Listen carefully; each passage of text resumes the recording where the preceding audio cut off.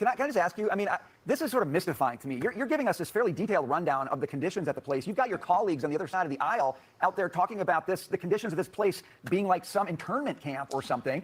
It is by definition not an internment camp because we are not at war. An internment camp is where you put people because you're afraid that they might be secret bad guys. So you put them in an internment camp where the promise is that once the war is over, you will be let go.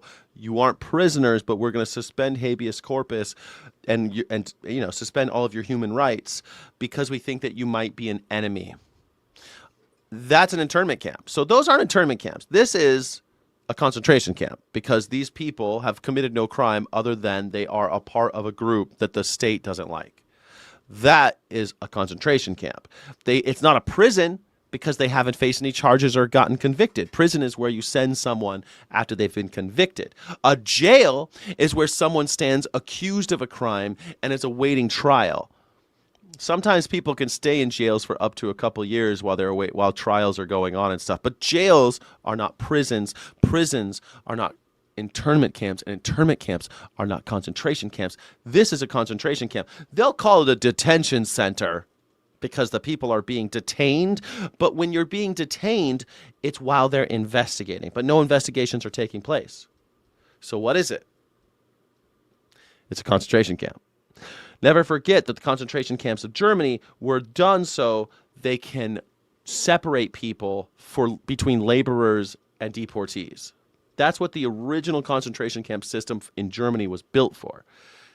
It turned out a little different towards the end. They like to tell me I don't know what they're talking about. No, their culture is their excuse now. I was a dumb maggot 7 years ago. I know you all. Oh, Deus King of Kings, thank you for no longer being part of that cult. I would say that's a victory. I would say, welcome back. Welcome out of the Matrix. Welcome back to Earth, Neo.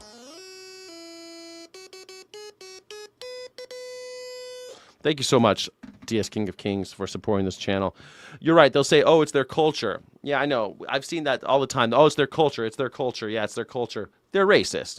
They want to say it's their culture, and therefore they're undesirable, and therefore they belong in concentration camps.